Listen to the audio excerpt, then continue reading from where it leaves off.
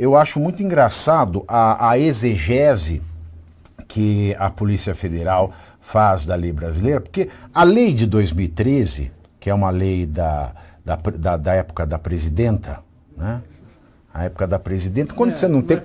É presidenta, é mais fácil, presidenta. Quando você não sabe falar nem a língua portuguesa, como é que você vai interpretar texto? Fica um pouco difícil. Mas a lei diz que ela considera terrorismo, a lei brasileira da época da Dilma considera terrorismo, atos armados e que visam a promover o terror da população, motivados por questões políticas, por questões de xenofobia, por questões religiosas, etc. e tal. Mas vamos ver. Comando Vermelho e PCC. Vamos ficar com o Comando Vermelho. Comando Vermelho, ele detém parcelas de território nacional. Então ele coloca a população em um regime de terror. E esse regime de terror é um regime instaurado pelas leis do tráfico. Portanto, existe uma razão política para a dominação dessas áreas e quem não anda direito vai para um micro-ondas. Ou a Polícia Federal acha que é humano ou que não é terrível você morrer dentro de meia dúzia de pneu, você é colocado pelado dentro da meia dúzia de pneu e ele está com fogo no pneu e você morre. Ou isso é um crime democrático? Me diga. Crime democrático. Crime de opinião, que essa morte foi dada para um rapaz da Globo. É verdade, o Tim Lopes. Um jornalista, brilhante jornalista policial. Bem lembrado. Jornalista que hoje a sua memória é até tripudiada, né, por essas pessoas. Mas é importante dizer... Globo, pela própria Globo, inclusive, né, apoiando essas ideias. Mas desculpa interromper, mas o que não fizeram com aquela repórter que foi fazer a pergunta para o Nicolás Maduro. Que, aliás, agora o Moraes está abrindo processo contra o Flávio por ligar o Lula ao Maduro, mas o Lula veio aqui com honras de chefe de Estado. Eu não lembro o nome da jornalista da Globo News, foi fazer uma pergunta para o Maduro e um segurança do GSI, Gabinete de Segurança Institucional, deu um murro no peito dela, que era mastectomizada, né? Ela teve câncer de mama e a Globo sequer tocou no assunto. Eu volto para você. Pois é, sequer tocou no assunto, ele recebeu o Maduro, Délis Ortiz, ele recebeu o Maduro aqui com honrarias de chefe de Estado, né? Não foi uma simples visita, teve uma grande honraria aqui para ele. Mas na questão do PC, principalmente o PCC e o Comando Vermelho, entre outras organizações, a classificação, não é, como organismos terroristas, enfim, que praticam terrorismo, ele dá mais margem, né, dá mais elementos de atuação para os departamentos americanos, Departamento de Estado, enfim, de Tesouro, tomarem medidas contra esses grupos.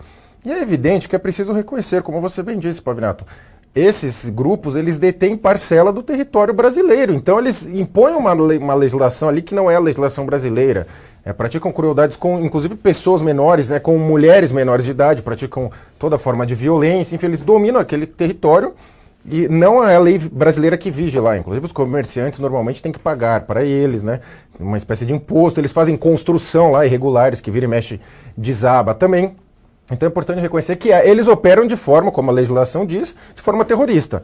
Então, quem está sob o jugo desse crime organizado gostaria que esses criminosos saíssem e de alguma forma entrasse o Estado brasileiro. Mas é o governo brasileiro e a Polícia Federal e se manifestam contra, alegando falsamente a ideia de defesa da soberania ou da segurança nacional. Não há soberania naqueles territórios, não tem soberania. Então não há que se falar em soberania e segurança nacional seria o oposto. Você permitir que os Estados Unidos fizessem ali um combate, porque aí sim seria a defesa da segurança nacional, você remover esses criminosos, porque o Estado brasileiro já deixou claro, não tem condição alguma, e não só não tem condição, como de alguma forma, Pavinato e José Neumann, normalizam a convivência entre esses dois estados. É normal, você vai no Rio de Janeiro, em qualquer lugar que tem o crime organizado ali, no Nordeste também, e é normal, ali é do crime, aqui é do Estado, ali você paga imposto pro crime, aqui é pro Estado, então não é normal. Então é necessário uma medida mais drástica, que seja via Estados Unidos, não é o ideal, evidentemente que não é o ideal para o próprio Brasil, mas assim, é o que tem para hoje. Então,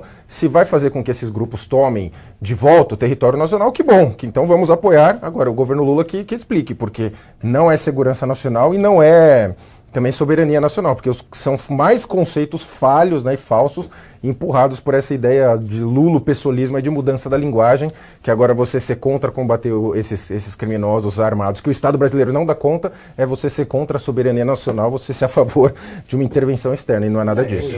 É um lixo, né, Neumann? Porque você falar em soberania nacional em favor de grupos que tiram a soberania nacional... Não, e tem uma coisa histórica que eu gostaria de lembrar que não aparece nessa discussão, que é o seguinte: quem é que inventou esses grupos? Quem é que inventou o Comando Vermelho? Onde é que foram criados os grupos terroristas do crime brasileiro? Nas prisões da ditadura, que misturaram preso político com bandido, e aí passou a lição dos bandidos para os presos políticos que se organizaram, inclusive depois de voltarem do exílio e dominarem o PT. Exatamente. Então, você veja que é um fenômeno bastante ridículo. E quando a gente pensa, Neumann, em sanções desumanas, né, castigos, penalidades desumanas, ausência de devido processo legal, é o que os tribunais do tráfico fazem, né, com tribunais ad hoc, né, um tribunal que não tem legitimidade para condenar alguém ao micro-ondas, que é a pena do corpo queimado no pneu, perseguição política. Se você não concorda com as leis do tráfico, você está morto, você está banido. E autoridades que não têm legitimidade amparada no direito brasileiro.